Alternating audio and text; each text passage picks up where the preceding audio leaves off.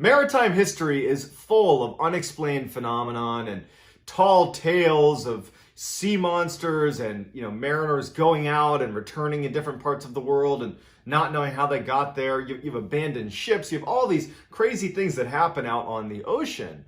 And many of them are just stories. We like to believe them because they're fascinating, but few of them actually hold up and are true. But one story, it is absolutely as fascinating as some of these very tall tales, but also happens to be true. Today, I'm going to cover that story, and it is the story of the lost Hawaiian fisherman. So the too long didn't read version of this story is you have 5 highly experienced Hawaiian fishermen that take off on a daytime fishing trip. The weather turns really bad while they're out on the water and they don't return. Despite an extensive search effort, they are not located, and after a year, the families and friends of the lost fishermen, they host a memorial service and assume that their loved ones are gone forever.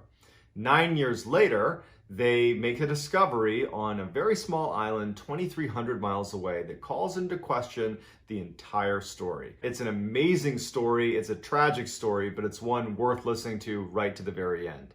Before we get started, if you are into strange and mysterious stories like the one I've just described, my channel is going to be a bevy of content just like that. And so if you could gently liquidate,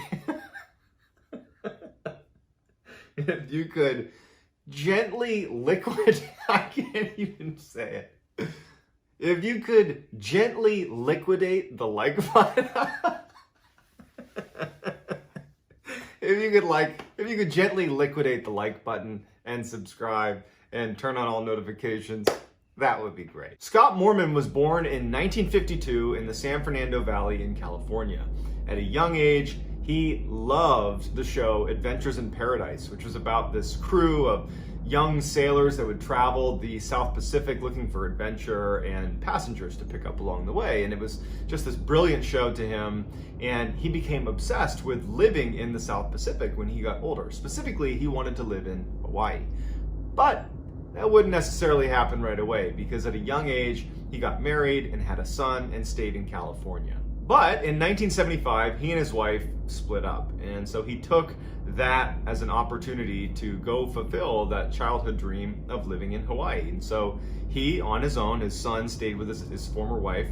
He, Scott, moves out to the east coast of Maui on Hawaii. And he moves into this little town called Nahiku. Now, Nahiku was full of lots of native Hawaiians and a growing population of kind of like refugees in a way, Vietnam veterans that were over living in the mainland. You have hippies and kind of earth-loving people that do a lot more partying than working. They were all kind of congregating in this same town. And Scott, he loved that culture and he quickly became a part of it. But he also, unlike a lot of the kind of hippies that made their way to Nahiku, that were part of that growing population, Scott really wanted to kind of become a part of the whole culture of Nahiku because he growing up, he loved Hawaii. He didn't want to be the others on the island. He wanted to be a part of the main culture. And so he took it upon himself to learn the sort of pidgin English that locals would use. He took time to learn some of the cultural traditions that they had and really went out of his way to try to befriend some of the locals. And while he wasn't really embraced as, a kind of local, he did form a number of friendships with local Hawaiians, and in time he really felt like this is where he belongs. This was home to him 100%. So he would only go back to California one time. He goes back once for his son's birthday, and he also sees his parents while he's there, and they are all pleading with him to come back, be with your family. They want him to stay. And he says, no, Nahiku is where I belong, and I can't envision myself living anywhere else. And so when he flies back after that one visit to California for his son's birthday, when he flies back to Nahiku, that would be the last time that his son, his former wife, and his parents, his family back in the mainland would see him. That's the last they would see him. On February 11th, 1979, Scott and 4 of his friends decide that they're not going to go to work that day. They all worked construction together. Instead, they're going to go fishing because they all love to fish and the weather was beautiful, so they said, why not? Now, none of them owned their own boat, so they had to ask a friend who had a 17-foot Boston whaler named the Sarah Joe. Their friend allowed them to use it, and so they got their boat, they went to the store, got some beer, snacks, and got some ice for their big ice chest so they could pack it with the fish they caught, that they hopefully caught, and they were on their way. The part of Hawaii that Scott and his friends lived in, the east coast of Maui, at the time did not get any TV stations, and radio broadcasts were done maybe once a week and were hard to pick up. So people in that area, especially fishermen and anybody that was out on the water, they were accustomed to going out without a weather report. They basically played the weather by their eye. They kind of just sized it up and said, does it seem okay? Okay, it seems good, and they would go out. Obviously that's pretty risky, but the locals were pretty good at it, and Scott and his buddies also were very good at this point at kind of reading the weather, and so they thought this day was going to be just fine. Now, in order to get to the place where they intended to fish, they would need to pass through something called the Alanui-Haha Channel, which is considered to be one of the roughest and most dangerous areas for all sailors anywhere near Hawaii. So it's a dangerous place. It's at certain points, it is almost 7,000 feet deep. There's very strong surface currents. It's just a risky place to be if, for example, there was a big storm. Now, when Scott and the Sarah Joe crew took off, the water was calm, the weather was beautiful, and by about 10 a.m., when they believed they must have been in the channel at this point, the weather was still very calm. However, a low pressure system had picked up very suddenly between 10 and noon, and so when they probably were somewhere towards the end of the channel when they were going to be making their way into open water to fish, there was beginning to be torrential downpour all along the channel, and it eventually turned into a full-scale hurricane. So on the island, people described this particular storm as being one of the worst they've seen in 50 plus years. This is like a sudden, freak, horrible storm. Of the boats that took off to go fishing out of this East Coast section of Maui, there was 4 fishing boats that went out. 3 returned. The one that didn't was, of course, the Sarah Joe. At 5 p.m., the Coast Guard is notified by their friends and family that they have not returned yet. The storm is still raging, gale force winds, torrential downpour, but they still send out a plane to look overhead. A number of crews were sent out to go look for them, even with the incredible risk of searching in this weather. But considering the dangers they were in, they decided it was necessary. The searchers who were in the boats, the boat crews that were sent out to look for the Sarah Joe crew, they said that at best they could see maybe 50 feet in front of them, and even that was a stretch. So it was a limited search, but they did go out on the day of the storm. Over the next 5 days, the Coast Guard led a search that included 44 planes and boats covering a 56,000 square mile search block for the Sarah Joe, but nothing was found. There was absolutely no trace of them, and so after 5 days, unfortunately, the Coast Guard called off the search. However, the people in their hometown in Nahiku, they knew these 5 men. These were incredibly capable, very experienced fishermen. They were all great swimmers. They believed that because they hadn't found a trace of them, that perhaps they were still alive out there. And so they, as a community, raised $50,000 to pay private ships and planes to continue the search. So there was an extended search that went on for a couple more weeks that covered an even bigger swath of territory, but at the end still yielded no results. The people that were doing the searching were just baffled, because when people go missing at sea, there's some indication a lot of times when they're just fishing basically right off the coast, there's some indication of what happened to them. It's rare that you would have 0% found. Absolutely no idea what happened to these 5 fishermen. 1 year after their disappearance, the families and friends decide to host a memorial and mourn the loss officially for their loved ones. It was believed at this point that they had all perished. 2,300 miles southwest of the Hawaiian Islands lies this tiny little stretch of, I guess you can call them islands, called the Taongi Atoll. And these little tiny strips of land that were barely higher than sea level barely sustained any life. There was a couple scrub plants that took hold here and there, but there's no fresh water. The only recorded human life that's ever been there was during World War II. A number of Japanese soldiers were stranded there briefly, but it is 200 miles from the nearest inhabited land. It's very far from any major shipping lane. It's just a place that, as a human being, you don't want to go. In fact, it was actually considered, when they were testing the atomic bomb, when the United States was, it was considered to be a great spot to test the atomic bomb because no one's there and no one's anywhere near it. So incredibly isolated. On September 10th, 1988, marine biologist John Naughton, along with 4 other crew members, descended upon the Taongi Atoll. They were sent there by the Marshall Islands to find a suitable wildlife sanctuary for some sea turtles and seabirds. Within 30 minutes of arriving at the atoll, John and his crew saw what looked like a skeleton of a boat, a Boston whaler boat that was down on the shore. John was actually a resident of Maui, so he's from Hawaii, and he saw on the back of this kind of skeletal remains of this boat the letters HA, which means it's registered in Hawaii. And so he's intrigued because we're 2,300 miles from Hawaii, and he starts moving the sand away to get a better look to see if there's any more writing on the boat. And he makes out a couple of letters, an S, an R, an H, an O, an E, and he puts it together. He's like, this is the Sarah Joe. This is the boat that went missing 9 years earlier. And the reason he knew it that quickly is because he was one of the people deeply involved in the search efforts to find these lost fishermen.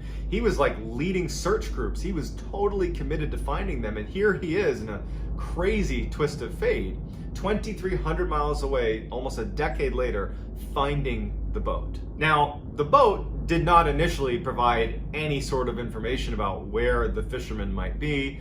There was nothing on it. It was just the wood, very degraded from water, wear and tear. But the crew decided that they would search the island and just kind of look around, because perhaps the crew, even if it was years and years ago, maybe they landed here and then they ultimately perished once they were here. So maybe we can find their remains or just some sign that they might have been here. John walks about 100 yards away from the Sarah Joe, and he sees what looks like kind of a crudely constructed cross out of driftwood. And below it, he can see that there's a bunch of rocks that have been placed definitely in some sort of decorative way, and it looks like a gravesite.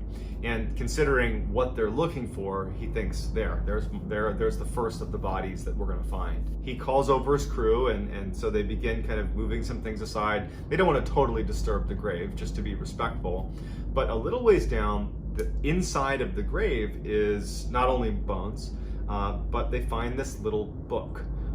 The book had no writing in it, and it's hard to even call it a book. It was more like a stack of papers. But on each page, there was a little square cutout of tinfoil that sat on the page. Basically, every page had a little square of tinfoil and nothing else to it. No one knew what it meant, but undoubtedly, somebody had very clearly buried somebody else right here in a very shallow grave and had left this little book in here with whoever was buried here. And so while John and a couple of his crew are looking at this book and trying to make sense of it, one of his crew members that was just kind of standing back looking at the site commented that, the bones that are in that grave, they're not very bleached. Now, if a bone's been sitting for a long time, it will basically bleach and become totally white. Everything comes off the bone.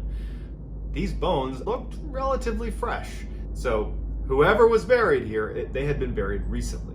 At this point, John and his crew have basically abandoned their kind of wildlife sanctuary research, and now they're just scouring this little scrub of land in the Taongi Atoll for any other signs of things that could have to do with the Sarah Joe crew, and they found nothing else. So they report back to the Coast Guard and alert the Marshallese authorities that what was found on the island, and they send out a couple of forensic experts to examine the bone. They were able to determine that the bones in the grave belonged to Scott Moorman. When news got back to the Hawaiian mainland that Scott Moorman had been found, the family members of the other 4 fishermen that went missing on the Sarah Joe, they hired private detectives to go scour the Taongi Atoll, look everywhere, see if you can find our loved ones' remains. And so this team of private detectives and a dive team and all these people are sent to the Taongi Atoll, and they look everywhere. They're digging up the sand.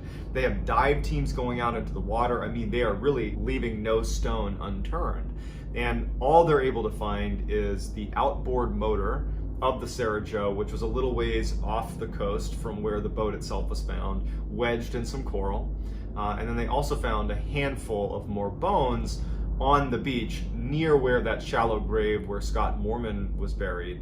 But those bones also belong to Scott Moorman. So there was nothing else found of the other 4 fishermen or any indication of what happened to the boat. There's nothing. And in fact, researchers that were able to look at the bones of Scott Moorman, there wasn't enough evidence there to help them determine a cause of death. So we don't even know how he passed away or when he passed away. However, it was determined just based on the bleaching of the bones that it was a relatively recent death. I don't know what the timeline is on that, but recent is the term that's used. While it was a very big deal that they located Scott Moorman's remains on the Taongi Atoll, even though it was 10 years later, this is revelatory. This is a really big deal, not only for the families of the fishermen, but for anybody involved. This is a really big deal. But there was an additional revelation once Scott Moorman's bones were found that basically turned this case upside down. There's already a bunch of questions like, who buried Scott Moorman? How did Scott Moorman become freshly buried almost a decade later? You know, how long had they been there? There's some basic questions that you're going to ask. But there's one fact that nobody seems to be able to reconcile, and that was 6 years after they went missing, the Marshall Islands conducted a government survey of the Taongi Atoll, which would mean they scoured the islands, all those little strips of land that make up the Taongi Atoll. They scoured it, just taking measurements and basically mapping out the Taongi Atoll. I think it was in preparation for potentially turning it into this wildlife sanctuary. So they looked everywhere on the Taongi Atoll 6 years after the Sarah Joe went missing. So they go missing. 6 years later, there's this government survey of the Taongi Atoll. And guess what? They ended up looking at that survey, and there's no boat, there's no shallow grave, there's nothing. It's just an uninhabited strip of land, nothing else. There's no boats there. Experts, when this was revealed, said that, well, had they, the Sarah Joe, the crew of the Sarah Joe, gone dead in the water following the storm, they could have drifted the 2,300 miles to the Taongi Atoll in roughly 3 months. But they weren't there at the 6-year mark. So what were they doing between the disappearance and the 6-year mark, which would have been the earliest they could have arrived, because prior to, they would have been discovered during this audit.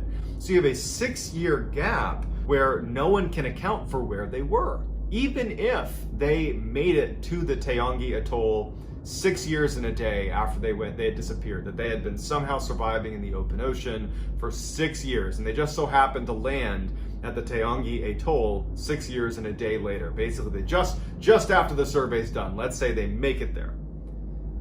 Who buried Scott Moorman? And what was the booklet that was buried with him with the tinfoil squares? This is a totally uninhabited stretch of land. There is no one there to perform any sort of burial ritual. Even if we're willing to say that maybe one of the other fishermen buried Scott Moorman, well, then where are the other fishermen? Some people wonder, are they still alive? So like many of my videos, unfortunately, there isn't really a good conclusion here. It just kind of ends in a bunch of questions. But I would love it if you included in the comments section what you think could be the reason behind that 6-year gap. How can we account for those 6 years when they were not at the Taongi Atoll? I mean, my suggestion would be maybe the survey wasn't done very well and they just missed it.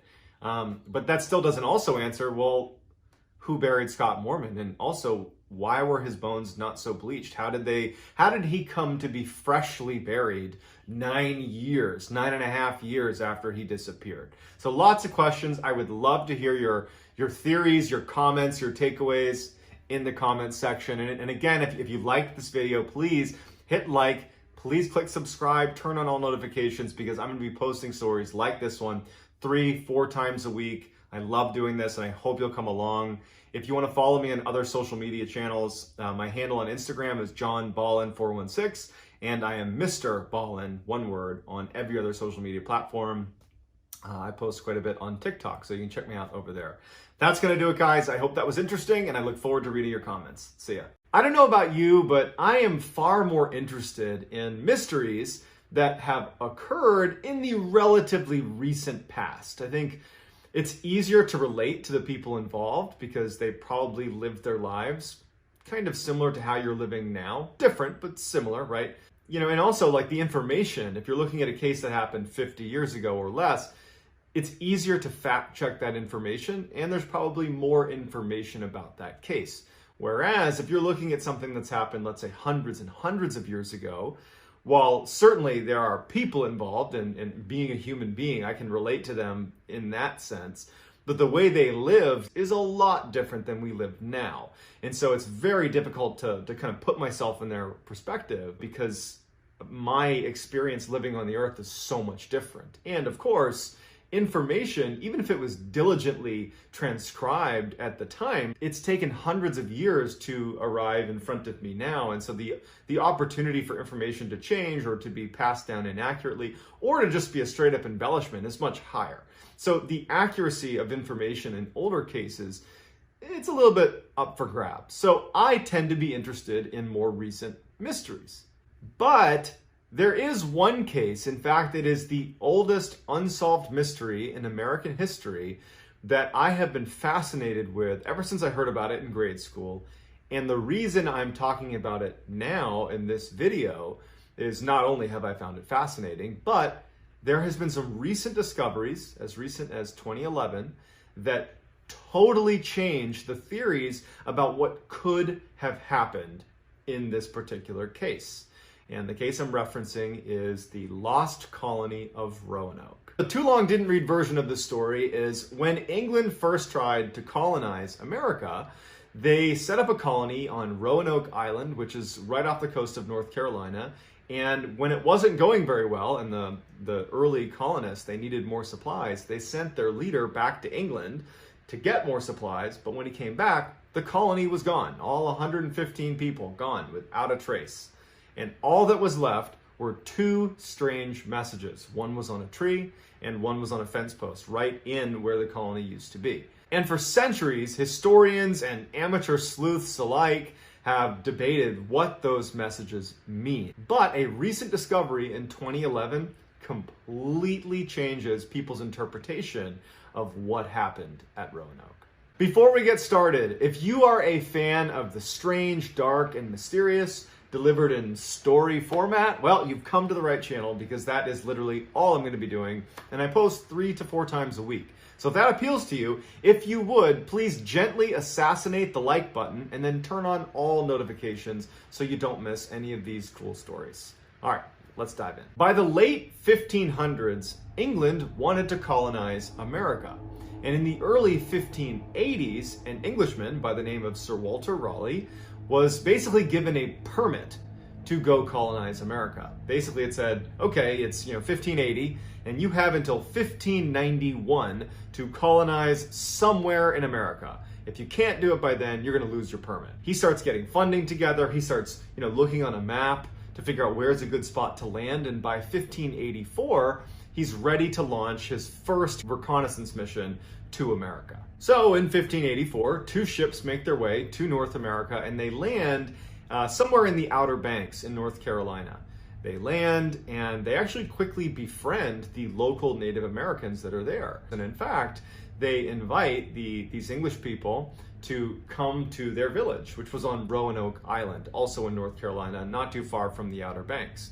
And so these early English settlers are brought to this village and they're able to coexist with the Native Americans really beautifully. They're sharing trade secrets, they're learning how to hunt, they're learning how to do all the things that you would need if you were going to live in this new land. And again, they're being embraced by the local population, which was huge. So after 1 month of this reconnaissance mission, that group of early settlers is really excited about the possibilities of settling in America. So they make their way back to England, and they share their findings with Sir Walter Raleigh, and preparations are immediately began to launch an actual colonization effort into Roanoke. So 1 year after this initial reconnaissance mission, Sir Walter Raleigh is ready to launch this full-fledged effort to colonize America. And so he sends 7 ships with 600 men and supplies that were designed to last that group of people for a full year. And so everything's going beautifully. They're sailing their way over to America. And when they reach the Outer Banks, their flagship, the biggest and best ship they had that was carrying the bulk of their supplies, their food, their fresh water, it ran aground, and a lot of their supplies fell into the ocean and were spoiled. And so this is a devastating blow, and they know immediately that, well, not everybody on this fleet can actually land here. So they sent 500 men back to England and only landed 100 of the original 600 in Roanoke. Now, as soon as this second round of settlers, these 100 men, landed in Roanoke, they went and spoke with the local Native Americans. There was already good relationships built from that first reconnaissance mission, and these settlers were given permission by the local natives to build their colony in Roanoke. So they begin constructing their colony, and everything is going off without a hitch. In fact, the Native Americans were incredibly generous. They worked closely with the settlers and did their best to support them however they could. Now, the settlers, they still needed more supplies. They didn't have this robust supply that they planned on having because much of it was destroyed in that shipwreck as they initially made their way in. So they had been promised by the 500 returning crew members that they were going to send supplies by the following winter. So they're anticipating this shipment of new supplies, and as they get closer to the winter time, the 100 settlers that are there, they're running incredibly low on supplies to the point where they actually basically run out. And so they had to rely on the local Native Americans' generosity just to stay alive. When the shipment that was supposed to be there in the winter did not show up, and in fact had actually been canceled, they didn't know this, it had been canceled by Queen Elizabeth, who basically said that wasn't important, we're going to focus on things that are happening in England. When that doesn't show up, the tensions between these 100 settlers and the local natives, the tension was growing because now there's a huge overdependency. That tension grew to the point where the leader of the settlers and the leader of the local Native Americans began to not trust each other. And in fact, the local natives, instead of being violent, decided that they would just abandon Roanoke and go to the mainland and would just kind of give Roanoke Island to the settlers, and that would kind of solve all the problems.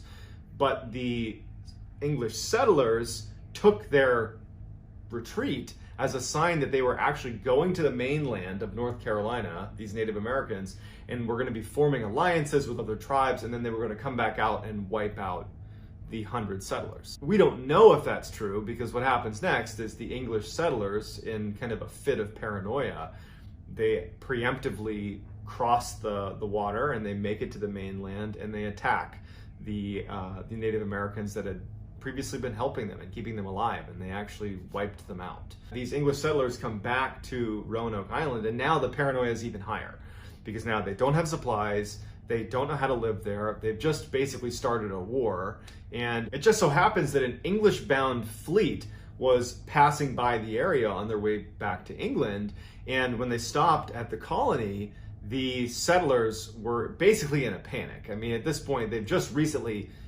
wiped out this Native American tribe. They're freaking out about what's going to happen to them. And they were in such a rush to abandon the colony and evacuate that only 97 of them got on the ships and left. They literally left 3 people there. They said, well, they're not here for the evacuation, so we're out of here. And so sure enough, that fleet took the 97 settlers and they left, leaving those 3 settlers to fend for themselves. As irony would have it, just days after this evacuation, Sir Walter Raleigh, he had sent additional ships with resupplies and reinforcements to Roanoke, and they literally arrived like a couple days after this mass evacuation, but when they arrived, the colony was abandoned and they didn't find those 3 men that were left there. So Sir Walter Raleigh's reinforcements just left. And then a couple weeks later, another English-bound fleet passed by Roanoke and stopped to check in on the colony, and they found it abandoned.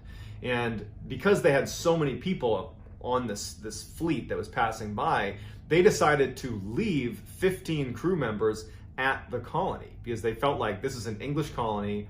It's not in total disrepair at this point, and perhaps this is going to be useful to the crown, or we can use it in some way. So they leave 15 crew members to basically guard the outpost while they go back to England and figure out what's going to happen next. So it would be months before anybody went back to Roanoke. So those 15 crew members were kind of hung out to dry a little bit. But a man by the name of John White, who had been a part of that initial failed colony in Roanoke, who had evacuated back to England, he was still eager to colonize America. And so he actually convinced Sir Walter Raleigh to launch a new expedition back to America to try to recolonize, not in Roanoke, but slightly north in the Chesapeake Bay, which was just viewed as a more fertile and just more advantageous position. And then in 1587, they send out 3 ships back to America to try this colonization effort all over again. It is important to note that unlike the first effort, which was much more kind of militaristic, it was literally 600 men that got sent to America. This time it was going to be a more kind of civilian approach, where it was men, women, and children being sent over to America to colonize. So with John White as the captain of these 3 ships, they're making their way towards America, and again, their plan was to go north to the Chesapeake Bay area, but they intended to pass by Roanoke on purpose because they knew about those 15 crew members that had been left there, almost a year prior. And so they intended to stop at Roanoke and basically have a meeting with those crew members, give them supplies if they needed it, and then make their way up to the Chesapeake Bay. However, something strange happens where the chief navigator, a man by the name of Simon Fernandez, who had navigated during the initial reconnaissance mission, the very first trip to America, also navigated for the second trip to America when they brought the 600 men, now navigating for this 3rd trip with John White. He had the charisma of a real leader and was frankly just very well respected. He's an incredible sailor. And even though John White was technically the captain, really it was Fernandez that really had the respect of all of the people on this trip to America. And so for some reason, Fernandez decided that he just didn't want them to go up to Chesapeake Bay. And instead, when they got to Roanoke to have this meeting with the 15 crew members, he just basically told everybody to get off. Like, we're not gonna go north. Everybody that's here to colonize, go ahead and get off because we're out of here. And John White didn't put up a fight. I think he recognized that the pull this guy had was gonna be too much. And the crew and everybody who was there just kind of accepted it.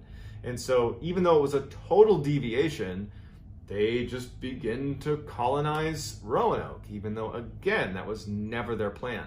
So as they're literally descending upon Roanoke, they're getting ready to meet with these 15 crew members who they're really hoping are still alive, but there's no sign of them. There's no sign of the crew that were left behind, and all they find is like a little pile of bones. And John White speculated that, perhaps this is a sign that the crew members were, attacked by, the Native Americans that were seeking revenge because they had been wiped out from that initial group that had been here, the initial English settlers. John White's suspicions would actually be proven true when just a few days after the 100+ group of colonists that kind of began setting up camp in Roanoke, a man by the name of George Howe was away from the colony a little bit, and a group of Native Americans surrounded him and shot him with 16 arrows.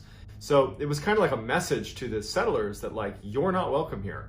Your predecessors that wiped out an entire tribe, yeah, we haven't forgotten about that. So you're not allowed to be here. It was not a good start for John White and his new colony. Feeling like the colony was kind of doomed from the start, the colonists actually told John White, hey, if this is the way it's starting, we need more people here, we need more supplies, like this is not a good start. We are not set up for success here. You need to go back to England and get more supplies and bring them back here, because without that, we're doomed. And it just so happened that Fernandez, the guy that had kind of ditched them, he hadn't left the Outer Banks yet. He had anchored at the Outer Banks, and he was basically still available to take people back. And so John White initially was against the idea because he didn't want to be viewed as someone that was kind of abandoning the colony when he got back to England. And John White's daughter, who was pregnant, was there. She was one of the early colonists. She was there in Roanoke, and he didn't want to abandon her. But ultimately, he says, okay, I'll go. And he goes and gets on Fernandez's ship, and they go back to England. Now, unfortunately, when he got back to England, England was in the middle of a war with Spain. And so the Queen had ordered any English ship was basically not allowed to leave England because they needed to be able to defend themselves against the Spanish Armada. And so he wasn't able to leave England to go back to Roanoke, whether he had supplies or not, for 3 years. And so 3 years go by, and he finally, with the help of Sir Walter Raleigh, is able to be put on a convoy of ships that is going back to America with the necessary supplies. And so he heads off. So it's 1590, 3 years since John White has left Roanoke, left his daughter, and to go back for supplies. Now he's back, and he's got the supplies, and they get to the Outer Banks, and they get in their small boats to make their little journey up around to the north side of Roanoke so they can actually get on the island and go check out what's happening at Roanoke. And when they land on the north side of Roanoke, they start yelling to try to get anybody's attention. There's no answer. As they walk up into the woods, they notice that there are some fresh footprints right on the beach and then in the woods itself.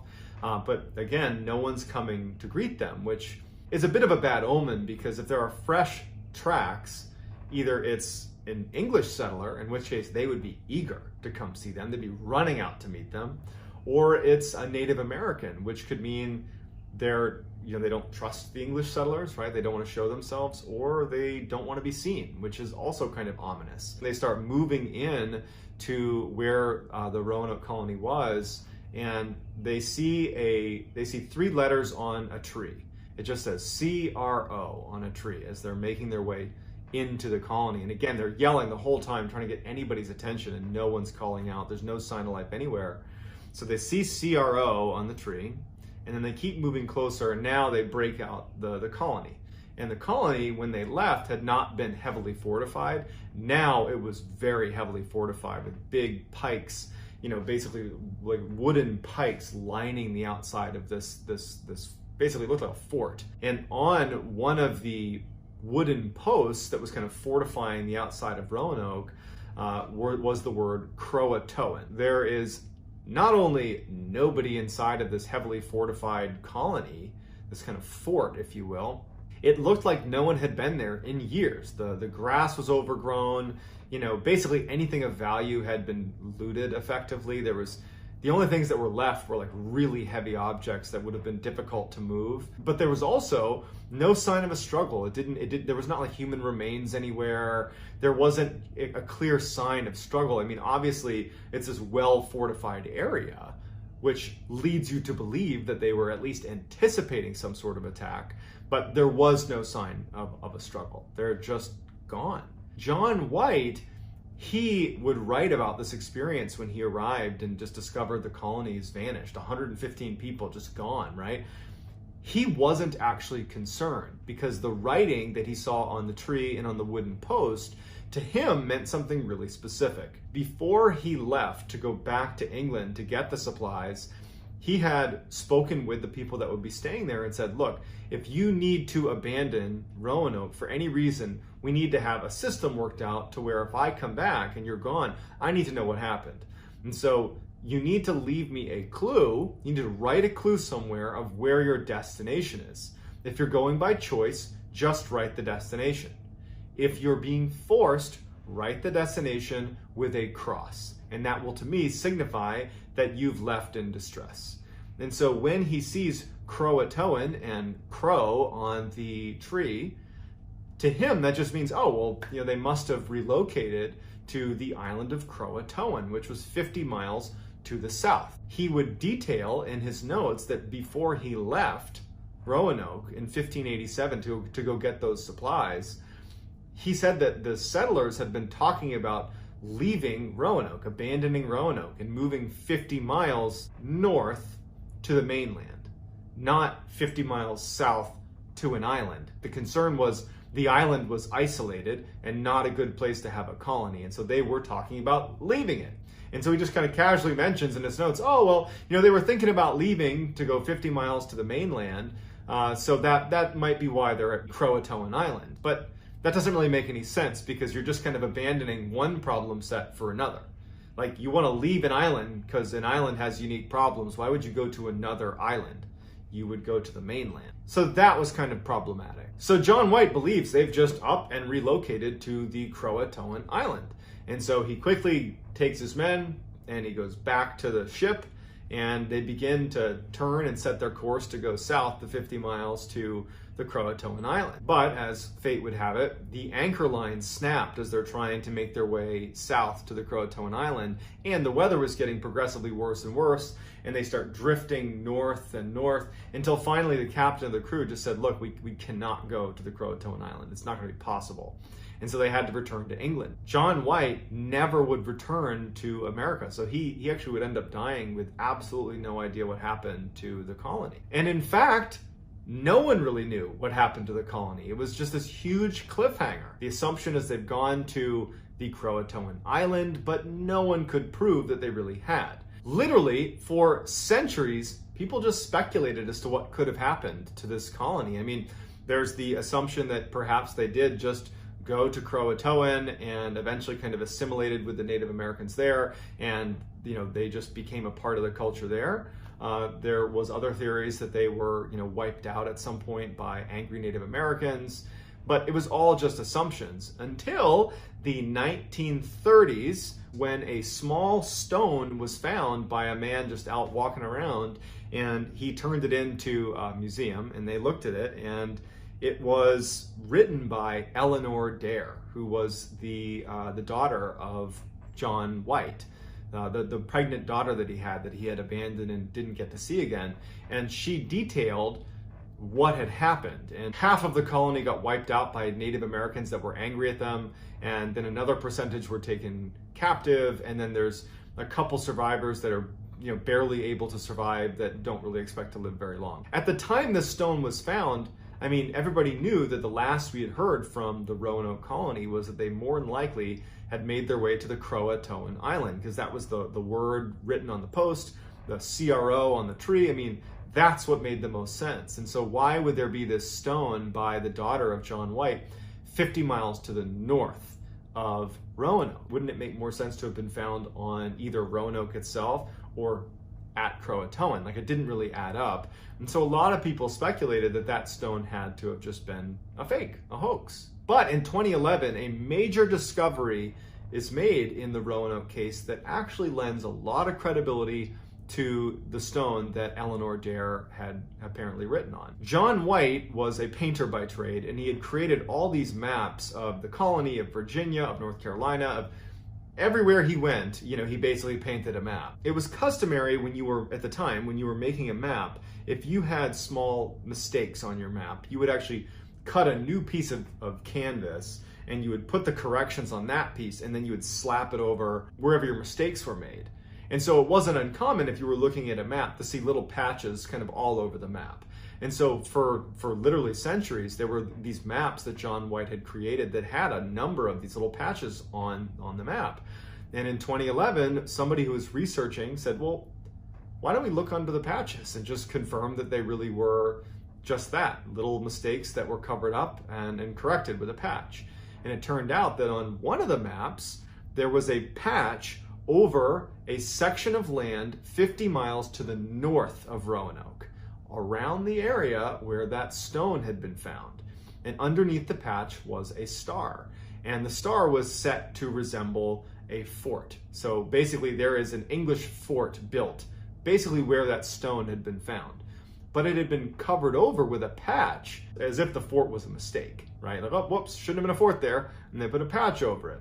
But upon closer inspection, the patch that had been put over that X on the map that signified a fort right where that stone had been found, well, on the patch, there was literally hidden ink where someone had drawn a similar X to denote a fort, and they'd put that over the obvious fort symbol that they were covering up. One could maybe make the case that they wanted to signify to someone that was maybe looking for invisible ink, they wanted to signify that that was where the fort was, but they didn't want someone who intercepted the map, for example, the Spanish, because they'd just been at war with the Spanish. They did not want them to know where a location of a fort was. Researchers began calling that site where there was that patch, Site X. Now, Site X is 50 miles to the north of Roanoke. And if you recall from what John White had put in his description when he was describing finding the writing on the tree and the post when he returned to Roanoke in 1590, he had referenced that the colony was planning to move 50 miles north to the mainland because that was a more suitable place to live. But of course, with the writing on the trees, everyone thought, oh, well, they end up going to Croatoan. Well, now as Site X, that is a location that lines up with what they had originally said they were going to do. And you have that stone written by Eleanor Dare at the same location. And so archaeologists descended upon the area that was Site X, and while they haven't confirmed that there's a fort or they haven't found a fort in the area, they have found metal and pottery that is potentially indicative of an English settlement. And in fact, right now, they're still doing all sorts of archaeological digs and research to try to determine if that is where the Roanoke colony went. But even if that is the answer to the mystery, that in fact, it was just this hidden map and this stone that said, yep, they went 50 miles north, it doesn't really answer the question, which is what everybody thinks of when they think of the Roanoke colony, of why was Croatoan written on the fence post? Why was Crow written on the tree? Why were they there? And how is it that with all these eyes and all this interest in this case, dating back to literally the 1500s, how has no one ever found even one of the remains of the 115 colonists that apparently just vanished into thin air? So it's a fascinating case with recent developments, which makes it even more fascinating.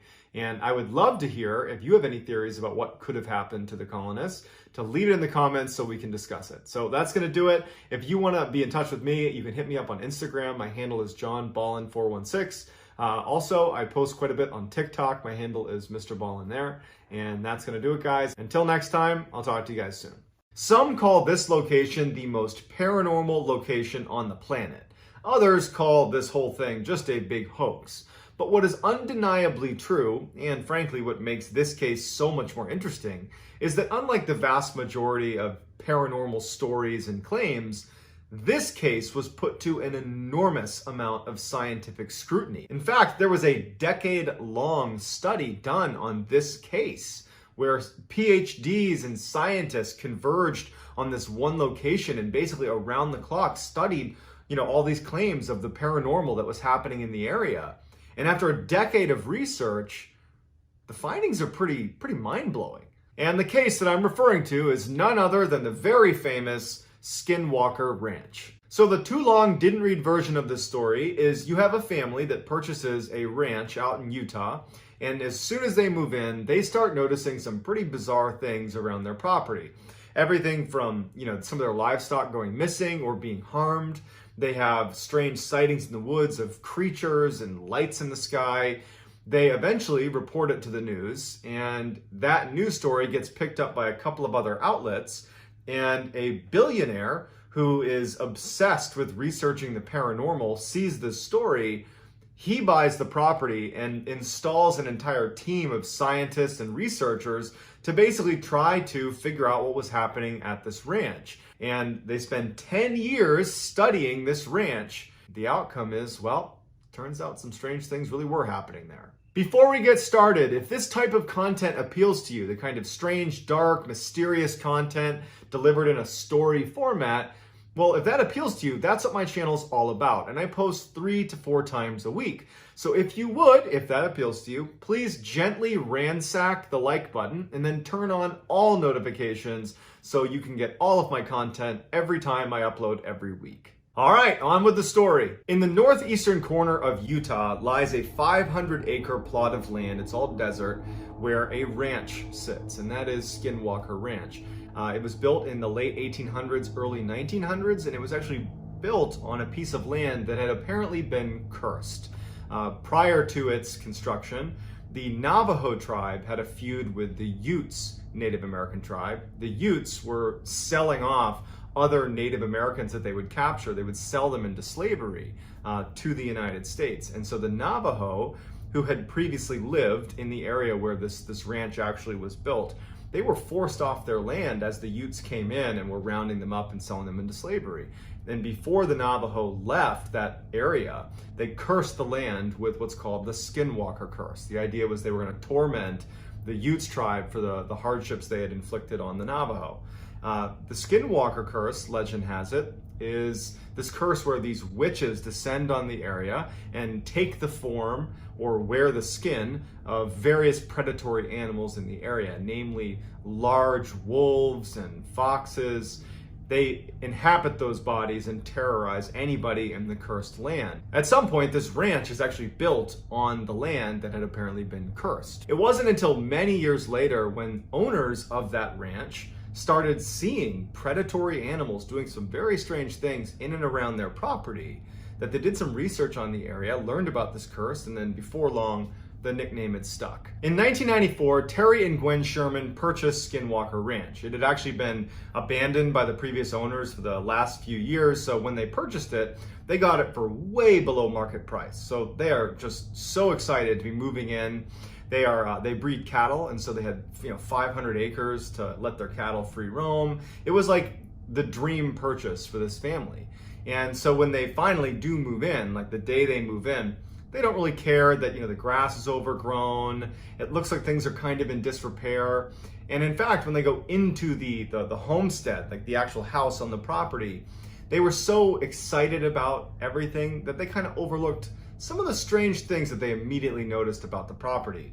They go inside and every window has a deadbolt on it. The inside and outside of every door in the house, not just the doors leading outside, doors leading between rooms had locks, the front and back side.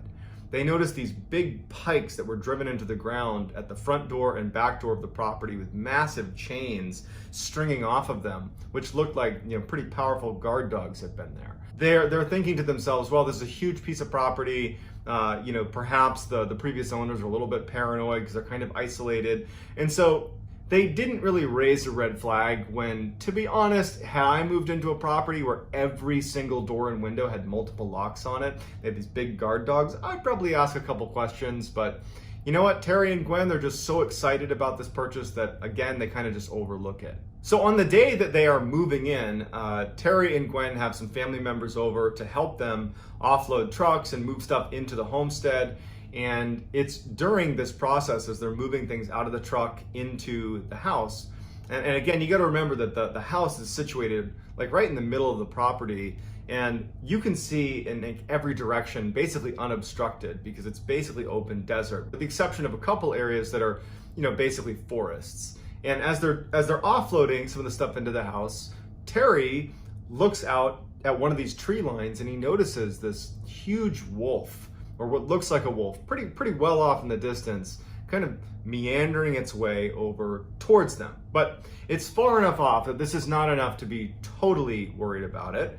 After all, Terry was a rancher and his family were fairly rugged. They carried weapons and they were used to protecting their livestock from predators. So this was not a, oh my goodness, I can't believe a wolf is near us. It was more like, okay, let's make a note that there's a wolf walking towards us. And so Terry he tells his family, hey guys, just so you know, there's a wolf coming towards us right now. And the whole family is now standing near the truck and they're watching this wolf. And Terry recalled, as he's staring out watching this wolf that's kind of almost walking in like a snake, like a serpentine path towards them from hundreds of yards out. It's still quite a ways out. Terry notices that there was a fence that was out where this wolf is. And the fence was pretty big, and the spaces between posts were about 6 feet. When he had a good look at the wolf next to the fence, he could tell that the wolf was at least 6 feet long. And he was thinking, are my eyes playing a trick on me? Like, that's an enormous wolf. That's the biggest wolf I've ever seen. But the wolf wasn't acting angry or aggressive. It was just kind of skulking its way towards him, very nonchalant, broad daylight. And at some point, Terry and the family, they're standing behind the truck, and Terry said that they all had this feeling that the wolf was not going to harm them. And the wolf got about 100 yards away, and Terry and his family are transfixed. And he even said he didn't understand why they weren't scared or why they weren't, running away or shooting at it or something, but they didn't. All of them are just standing there watching this wolf that's massive. And the wolf is wagging its tail and acting like a domesticated dog. The wolf comes over and goes up near Terry's father, who was there helping unload some of the gear they had. And Terry's father just kind of reflexively reaches out to start petting this. He's petting like up at his head level, this massive wolf. And the wolf just acts like a domesticated dog and kind of rubs against his hand and then starts walking away from them, just wagging its tail and not doing anything, not causing them any harm, not snarling, not growling, nothing. But just as nonchalantly as it walked over to them, it walks over to where they had a pen with a couple of cows and calves inside of this pen. And one of the calves had its head through the post that was keeping them in this cage, just kind of watching this wolf. And the wolf notices it and in an instant jumps over to this calf and immediately has the whole head of the calf in its jaws, just trying to rip it out of the cage. But it can't get it to squeeze through the cage. And so all of a sudden, like Terry and his family are broken out of this weird trance, and Terry starts firing shots at the wolf. It strikes the wolf and has no impact. They run over, they start hitting it with the back end of an axe. They're trying to get this thing off of the calf because their livestock, that was their livelihood. And these are rugged people, and so they're trying to fight to save their property, to save their cows. And the wolf is just totally unaffected. It's not trying to attack Terry or his son that are trying to get rid of it. The wolf is just trying to attack the cow, but it won't let go. And finally, it just kind of gives up on the calf, starts kind of retreating. Terry ends up getting his rifle, a high-powered rifle, and takes a shot at the wolf one more time. But again, it just has no impact on the wolf. And the wolf just, at some point, just as, I guess, bored, turns around and kind of trots off into the woods. After they kind of were brought out of that initial trance, that they remembered this horrible smell, that's like foul, almost chemical smell that just permeated the whole area after the wolf was there. Terry and his son, they decided to go track this wolf because now there's this massive predator that's gonna make owning cattle extremely difficult, and so they would have to go deal with this predator. And so instead of retreating into the house, they grab their weapons and they track the wolf that's now jogged off into the forest. And they make it to an area in the forest where the ground is very muddy and sodden. And Terry could easily make out these footprints that just suddenly stop. And they just couldn't make sense of it. And so they went back to the house and they told their family, like, we tracked it into the woods. There's no blood trail. There's nothing. It just walked in and vanished. So this is day one of being at this ranch, and they're all on edge now. The whole family is on edge. They really don't know what to make of that wolf. The sheer size of it, the fact that it was totally unaffected by being shot multiple times. There's real concern over their own livelihood because they keep cattle and they're only going to have more that are going to be out in these pens. And if there are wolves that are 3 times the size of a normal wolf that are walking around killing cattle, that's a big problem if you own cattle. And so they're on edge, and they're all in a way trying almost not to talk about how crazy and how bizarre that encounter with the wolf was. They're just like, they're treating it like it's just a normal predator problem. Like, man, we gotta get those wolves, we gotta protect our cattle. But in the back of everybody's minds, they're like, something very strange is happening here. Gwen, she was having some other very strange things that were happening to her that she was not tying to the wolf thing. She was just noticing a couple of distinct things that were happening to her that made her think that she actually had a very real medical problem, that she had true memory issues. Because 2 things happened. One, in that first week, she had gone to the grocery store, and when she came back, she put the groceries away, and then she left to go to the other room, and when she came back, all the groceries were now back in the bags. And so for like 20 minutes, she's just sitting there like dumbfounded with, did I put the groceries away? Same day, she goes to take a shower, and she hangs her towel in the bathroom like anyone would, and she takes a shower, and then when she gets out, the towel's missing. And she's like, huh, she gets another towel and she towels off, and then she finds the towel hanging up in a closet on the other side of the house. And so between the groceries and the towel, she's like, is there something wrong with me? Am I like having a stroke? Am I having a medical issue here that I'm like literally losing my mind? And it wasn't until Terry actually had a similar experience that she started to wonder if this had to do with maybe that strangeness with the wolf, that maybe there's just something odd happening about this property. And it was Terry, in that first week, he had been digging holes for a new fence. And he had this big fence digging tool. It was about 70 pounds that he was using to dig the holes for the fence. And so he had taken a break after making a bunch of posts for this fence, he took a break, left his fence digging tool, at the last place he had dug a post, and he went in to grab a bite to eat, came back out, and his fence digger is missing. And initially, he just goes into the house and he's like, hey, to his wife, to his kids, like, did you guys move my fence digger? Like, do you know what happened to it? Like, where is it? It's not out there. And they're like, no, we've been in the house the whole time. I have no idea. And so they couldn't find it. And a week goes by, and he's out patrolling his property looking for wolves, and in the tree, like well away from where he had been digging the post before, in the tree, his fence digging tool that's 70 pounds is like 70 feet in the air, strung up in this tree. So Terry comes back to the house and he tells his family about the fence digging tool being in the tree. And that's when Gwen tells Terry about her experiences with the groceries going back in the bag and a towel being moved around the house. And everybody in the family starts to really start being scared. We can't explain what's happening on this property, and we're very isolated. And what's the deal with all these locks on all the doors? I mean, they're starting to feel really concerned. Following the fence digging tool being found, Terry started to notice lights on his property. Initially, because this was the first couple of weeks they're there, he would see lights way at the far end of his property that looked like headlights, and he would think someone must have made a wrong turn that wound up on my property, and we were kind of out in the middle of nowhere, and they'll just leave. And so when he first started seeing these lights, that's what he assumed it was, just people making a wrong turn.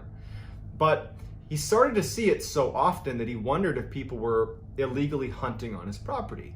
And so one night he sees these lights on his property and he goes out to investigate. In fact, he's angry. He's had all these strange things happen. His family's on edge, and now he's mad and he's going to take it out on this person who's illegally hunting on his property.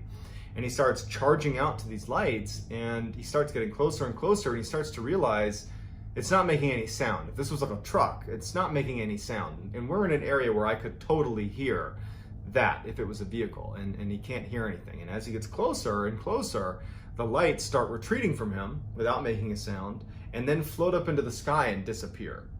And Terry's like, what is going on here?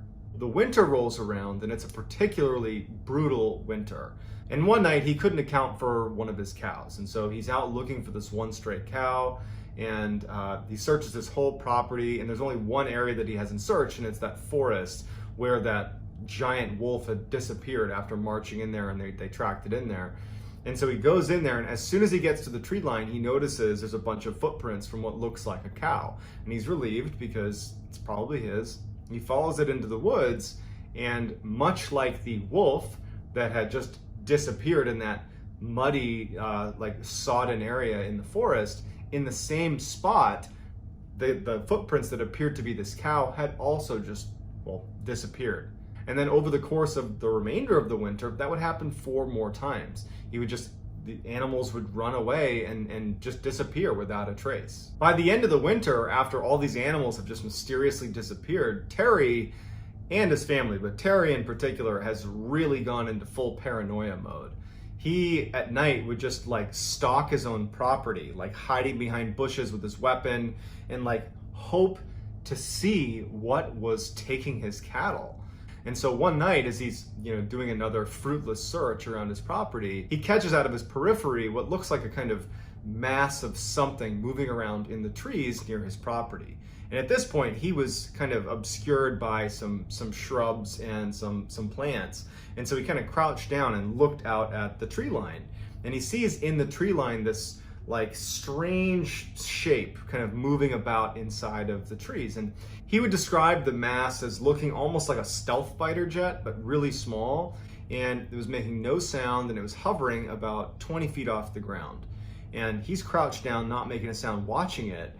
And it's just kind of like moving around the tree line. And it has these lights that looks to be kind of scanning the ground. And it's just kind of moving around. It's shining these lights, these multicolored lights in the ground. And Terry moves a tiny bit to get a better angle on this thing. And he makes the tiniest of noises against the brush, just like a tiny little, barely audible sound. And this mass that's pretty far away, the lights immediately turn off, and it angles itself so it's facing directly at Terry. And Terry can feel it right away that it's heard this tiny little sound he's made, and now it's staring directly at Terry. And Terry's like terrified, and he's looking at this thing, wondering like, oh my God, like, is it gonna come take me? Like, what is this? Is this the thing that's been taking my livestock? And he's terrified, and he's staring at it, and it just flies away. By the spring of 1995, things have gotten really, really bad for Terry and his family. Now, not only are they losing livestock inexplicably, but they're showing up, the actual cows themselves are showing up back on their property, hours or days later, just kind of in random locations on the property, and they look like they've had surgery done, like precision cuts, and pieces of them are missing. And in addition, some very strange things are happening at the house. At night, they would see these entities walking around their property, these humanoid, they described them as having no expression, just walking around their property. And sometimes they would walk right up to the glass, put their hands on the glass and look in, but there was no face. And like Terry and his family, they had blinds down, and they would use the deadbolts on every single door and window, but they could hear them rapping at the glass, and they could hear them communicating in a language they didn't understand right outside of their house. And this became so regular that it was almost impossible to sleep. Terry's kids started performing very poorly in school because they weren't sleeping. Terry's wife, Gwen, she lost her job at the bank because she wasn't sleeping, and she was like delusional.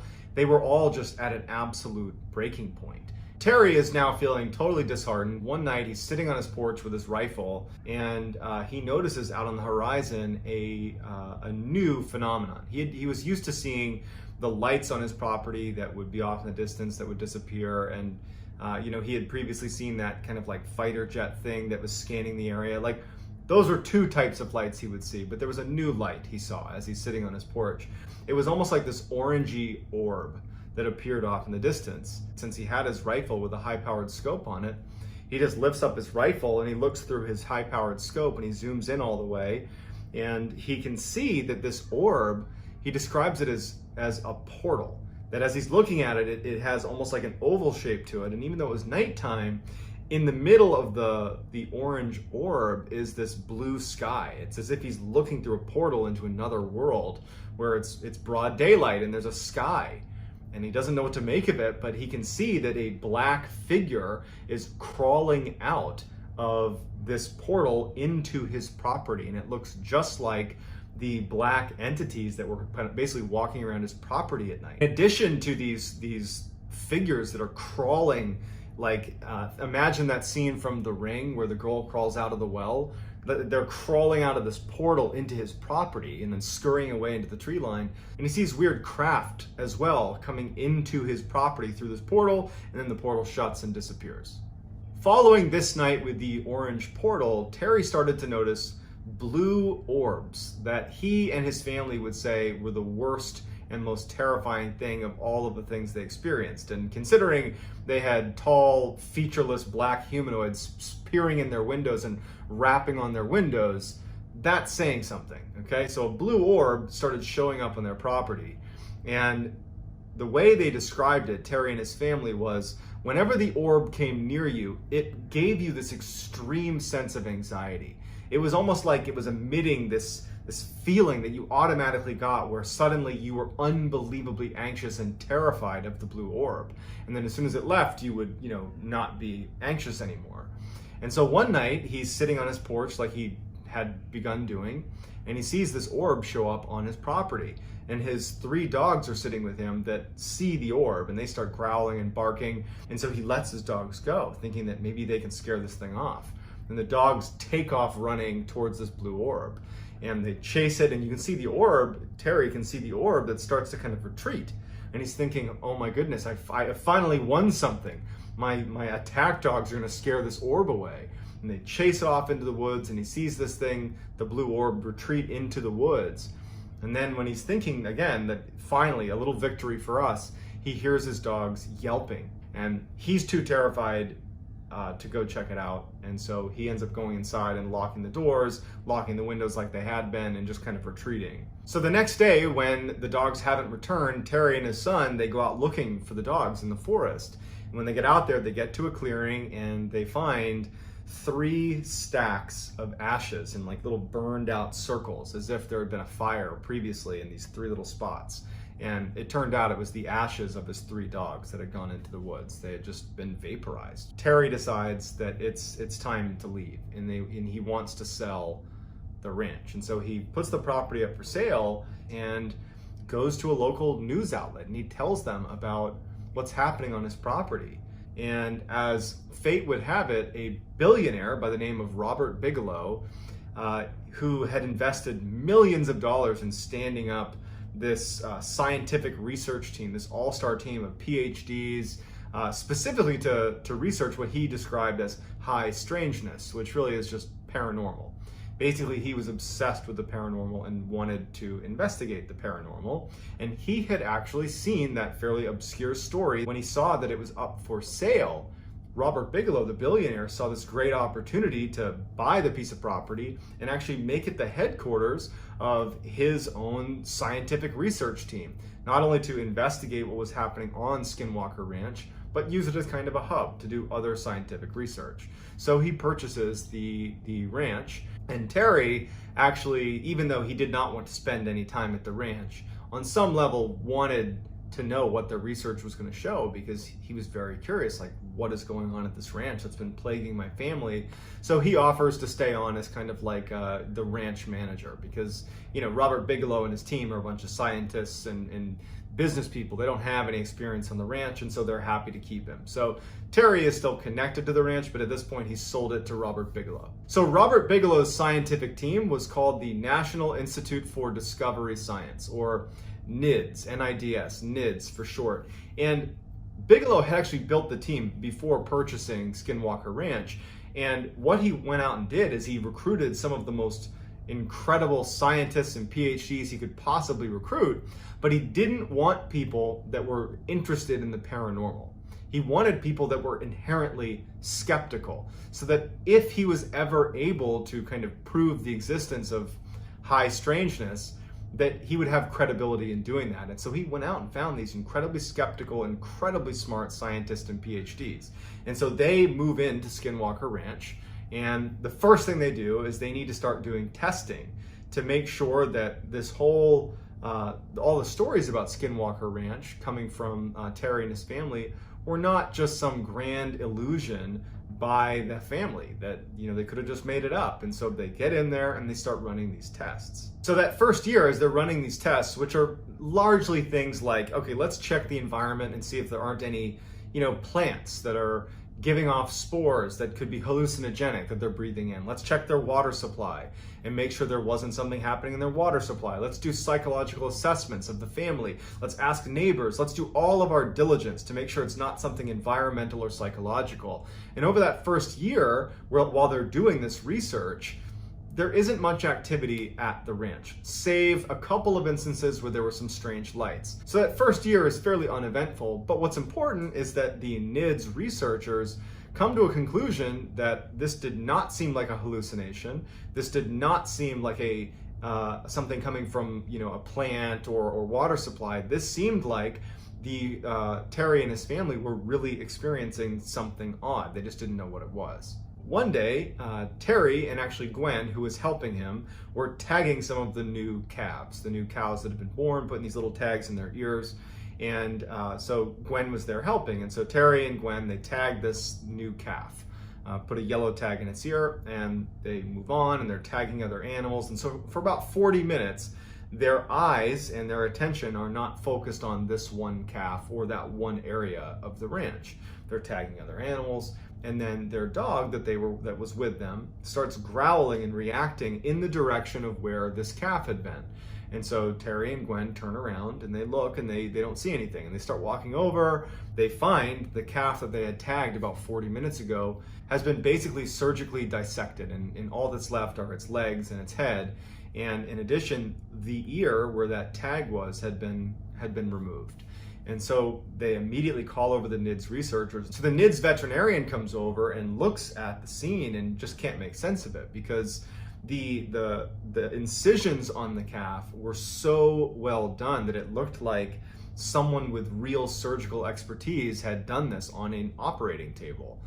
There was no sign that this was done by a predator, and there was no blood anywhere. So this prompts a massive search of the property, because in many ways, this is what the NIDS researchers are looking for, are real occurrences of something that is highly strange that they can go investigate. And so all of the researchers and everybody there begins searching the property for whoever was responsible for this dissection of the cow. And they start searching the property, and the dogs, they had all these guard dogs that were kept at each of these observation posts that they had set up around the ranch as soon as the NIDS team had moved in. They were all looking in the same direction, all four of these four observation posts. And they're all cowering in the back of their cages, all looking in the same direction. And so they start making their way towards the tree line where all these dogs are looking, and they stop short when Terry says, "I see something in the tree." So they stop their car and they're looking, and in the tree is this massive wolf, this like wolf-like humanoid that's basically perched on a tree limb. And Terry takes out his rifle and he aims at the creature up in the tree, this huge creature, and everybody sees it. All the NIDS researchers are looking at this creature and they're like, "Oh my God, what is that?" Terry starts firing at this thing and it just disappears into the woods. And so the team charges into the woods, they fan out, and they pick up a couple of tracks of this huge thing that has like this massive footprint with these huge claws. But much like the wolf that had disappeared and the cattle that had suddenly disappeared when they went into the woods, they couldn't find any traces of this thing. But they did smell this horrible stench that Terry remembered smelling. It stuck with him that first day when that large wolf had come over on the very first day they were moving in. It was that same smell, but they couldn't find this huge animal. So dumbfounded, the NIDS researchers just go back to the property and no one can make sense of it. And they have the footprint and they have their own eyewitness testimony, but like they couldn't make sense of how something that big could just get away. And so over the following month, they're like searching the property and they're looking for any more signs of this huge creature or anything. The only thing they noticed is that the guard dogs consistently stayed in their kennels and did not want to come out. They were acting like they were kind of being hunted, and they were they were cowering quite a bit, and they were scared to go out in the open, but they couldn't find anything. So it was around this time that Terry and Gwen are kind of back to doing work around the ranch, and one day they're driving off to one section of the ranch and they pass by the corral where 4 of their prized bulls were. These are very expensive animals that are all in this enclosure. And so they drive past and they take a mental note that they're seeing these bulls in this enclosure, and they drive off to the other side of the ranch where they're doing some work, tagging animals and, building fences, whatever it is they were doing. But when they come back and they round a corner where they're first able to see that corral of bulls again, they are like, where are they? Because the bulls were not in their enclosure and they weren't anywhere. And so they're panicked because these are very expensive animals, and they run over, and Terry sees that the gates to the corral are still locked, but there's no bulls in there. There's no sign of a struggle or anything. And it just so happens that right next to the corral was this fairly small trailer that hadn't been used in years. In fact, it was literally wired shut. It was just sitting there. And Terry, just for whatever reason, runs over and looks in one of the windows. And inside of this tiny enclosure are these 4 bulls, completely calm, all crammed into this tiny trailer. They could barely fit. They're not fighting with each other or anything. They're just calmly sitting there as if they're in some kind of a trance. And Terry yells to Gwen, like, hey, they're over here. They're right here. And it like startles the bulls out of their trance. They start panicking and kicking, and they end up getting them out of this enclosure, and it takes them hours to finally round them up and get them back in the corral. But they're unharmed. But it is almost impossible to get even one bull into that small of an enclosure. It would take hours to maybe be successful at doing that. To get 4 bulls into that enclosure was pretty much impossible. And to do it when they basically were calm after they were in there is also somewhat impossible. And it was important to note that Terry saw when he looked in the window that the only entrance to that trailer was wired shut still. It had not been undone. In fact, the cobwebs at the corner where the opening basically formed with the sides of the trailer, they were still intact, like it had not opened. And it made no sense how those bulls got in there. And so the NIDS researchers come over and they can't make sense of it either. Upon further investigation, the NIDS researchers found that the bars of the corral that held the bulls, a section of it had been highly magnetized. And so while they're doing this research, trying to figure out if magnetic fields has anything to do with the strange occurrences at the ranch, 2 of the NIDS researchers were on the outskirts of the property using their compass to look for magnetic fields, and they started smelling. They both reported smelling that horrible metallic, like rotting smell that other people had reported smelling anytime they saw that large wolf creature. And when they started smelling it, their compass started to flitter and then pointed away from north towards wherever the smell was. And they remember thinking that they felt like they were being watched. And it went on for a few moments, and their compass didn't waver. It was aimed in the direction of the smell, and they're both on opposite sides, pointing in the same direction. And then at some point, the smell stops, and they stop feeling anxious, and the north arrows go back to the way they should have been. And then one of the most terrifying of all of the paranormal occurrences that happened at Skinwalker Ranch happened at the very end of 1997. 2 NIDS researchers were up on a ridgeline overlooking the homestead. Every night it became commonplace to basically position NIDS researchers all over the property to basically be on the lookout for weird things that are happening. And these 2 researchers are up on this ridge, kind of obscured and hidden, and they see this orange orb take shape right near the homestead. And one of them had an infrared goggles, and so he looks down at the orb, and he can clearly make out that it's this oval-shaped opening that sounded an awful lot like what Terry had seen on his porch when he saw that humanoid creature crawling out of the portal into his property. Well, these 2 researchers are looking at this portal, and they see the same thing. They see this black human-like creature crawling out of this orange portal onto the ground, and then it starts running up the hill towards them. And they're like frozen with fear. They start smelling that horrible rotting metallic smell as this big human-like creature bounds up the mountain, and they can hear the shale under its feet as it runs up, and it goes right past them. About 30 feet away from them, they're looking at it, and it just barrels past them at a full sprint up into the mountainside. The following year, in 1998, the activity on the ranch declined significantly. All they have was the occasional strange lights here and there, but for the most part it was done. And in fact, even though NIDS remained on the property, by 2004, the research just wasn't amounting to anything, so they pulled the plug on the operation. They did have footage of a number of the lights that were seen, but again, no one's gonna take a picture of some random lights and say, oh, there you go, proof. They demonstrated that there were, magnetic fields, and they have images of these calves that would reappear after looking like they'd had surgery done to them. They had hundreds of eyewitness reports. They have all this information, but none of it was really definitive proof, which was very frustrating to Robert Bigelow, to Terry and his family. And the way they described it is they felt like they were dealing with an entity or a group of entities that were just consistently one step ahead of them, that they could catch glimpses of what they were doing, but it was never enough to really understand what was happening. They never felt like they were in control. It was always clear that this entity or these entities were in control of the situation, and they never were in a good position to really record hard data or get good footage. Not to mention, this is 1998, this is the late 90s. No one just had like, an iPhone they can pull out and snap pictures. You had like real cameras. And so the best they could do was some pictures of light and some of the animals that had been mutilated. There's been numerous books put together by some of the people that were a part of this NIDS research team, and to this day they believe that what they saw was a result of some paranormal activity. And to this day, many people believe that this is one of the most credible instances of paranormal activity occurring. So I'd love to hear what you think in the comments, whether you think this is a total fact or a total hoax or somewhere in the middle. I'd love to hear about it in the comments. And if you want to get in touch with me, you can message me on Instagram. My handle is JohnBallen416. Also, I post quite a bit on TikTok. My handle is MrBallen. And that's going to do it, guys. I hope you got something out of this. And until next time, that's going to do it. See ya.